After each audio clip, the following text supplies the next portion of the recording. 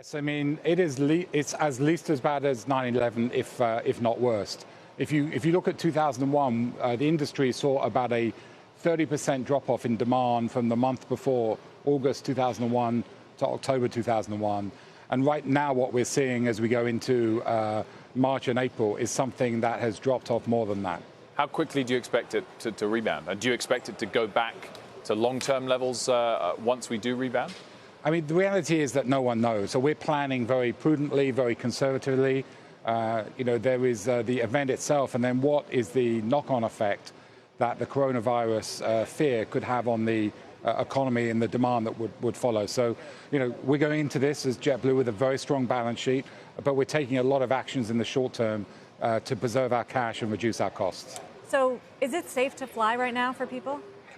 Flying really is as safe as anything else you do in your life, if not more safe. There's been lots of concern about the air on airplanes. I mean, the way the air on the airplane works is it comes in from the top, it comes down over you and goes out at the bottom. It's recirculated every 3 minutes. We use filters on our airplanes of the same grade as you get in a hospital operating theater. So the air on the airplane is extremely safe. And it's really then taking about the same precautions that you take anywhere. So it's about washing your hands. We've got disinfectant available on the airplane if customers want to wipe down their seat.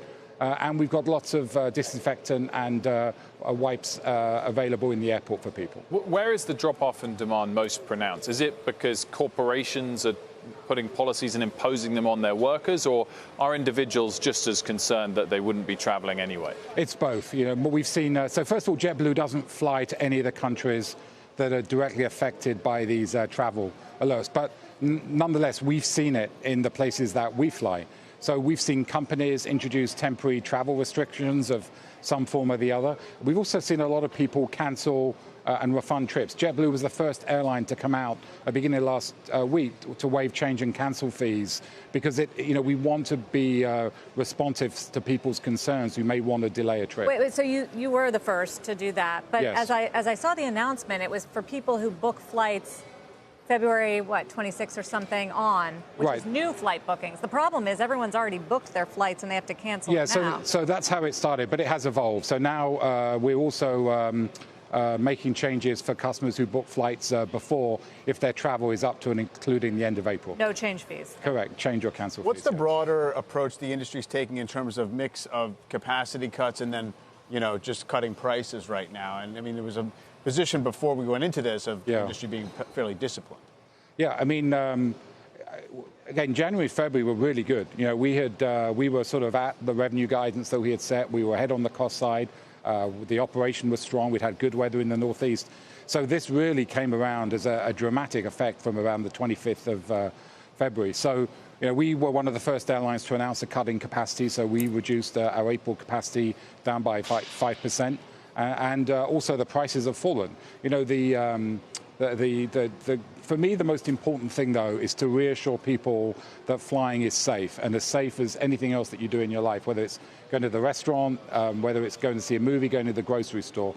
It's about making... I mean, the CDC says if you're above 60, though, you should not be taking long flights right now. Yeah, and I think, if you're from one of the higher risk groups, whether it's, you've subject to a pre-existing medical condition or some holder, you should rethink that, but you should rethink that in everything you do in your day-to-day life. So everyone needs to follow the CDC advice. It's changing daily. I definitely recommend that people stay up to date. And the other thing, if you're not feeling well, because there's the change and cancel fees have been waived, call up your airline, call up JetBlue, change your flight.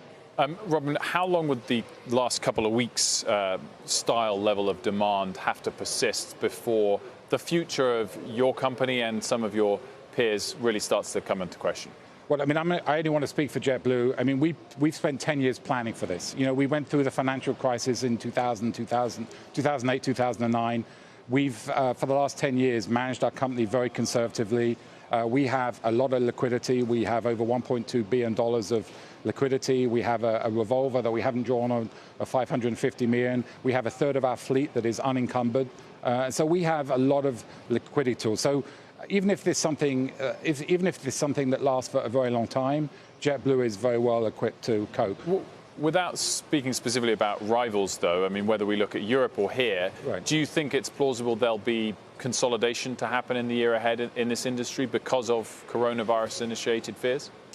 I mean, I would say that whilst the industry in the US is relatively healthy compared to the rest of the world, which was very different to 10 years ago, it's very likely we're going to see other airlines around the world, sadly, fail as a result of this. In Europe, where you used to work for British Airways, do you think some European airlines are going to go under?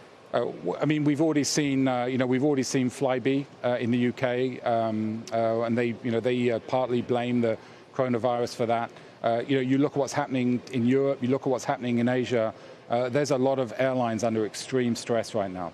So if you do find that one of your passengers tests positive, what do you do? How do you do the contact tracing? We follow the CDC guidelines. So if that was happen, then we'd work with the CDC on that. The contact tracing that is in place is from countries that are sort of what the CDC called level 3 countries. So it's countries like China and others where if a customer is tests positive to coronavirus, the CDC want to be able to go back and track everyone else in that area. But if I take a flight from Cleveland to New York and then you find out someone's positive, then what? Am I notified? So if we find out that, so the way the procedures work is if that happens, then we would contact other people, or the CDC would contact other people who were around that customer on the flight. We'd also notify our crew if that were to happen as well. Robin, just to round things off, I know it's impossible to guess when this will all end, but we talked about the last couple of weeks and how much demand had fallen off. Do you have the sense that things are going to get worse for you and your industry before they get better, or do you feel like we've passed the worst of it? So we're planning for it to get worse. We don't think bookings have stabilized yet. We've continued to see trends and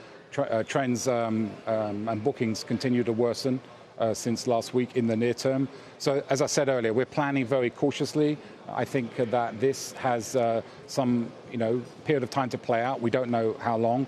I'm just thankful that all of us at JetBlue, our 23,000 crew members, they're doing a great job every day reassuring our customers. The White House has talked about assistance, stimulus for your industry.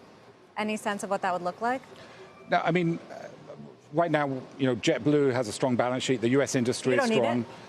No, I mean, we've not made any requests for government assistance. Things that would help are things like a slot waiver scheme. So, when an airline flies into a congested airport, then if you don't fly a certain number of slots, you can lose them. Clearly, you don't want to do that. And so this is what's led in Europe to airlines flying around empty airplanes, which is madness, especially with all the attention right now on global warming and carbon emissions. So we're urging the FAA to grant the U.S. industry a slot waiver. It costs the government nothing, but it would be a huge help for airlines to navigate through this. Robin Hayes, thank you so much for coming in. Thank you very much. Next time you come back, we'll talk about the New York-London route that you're going to launch next year. Anytime. Not top of the list today, but anytime. I'd love to talk about that.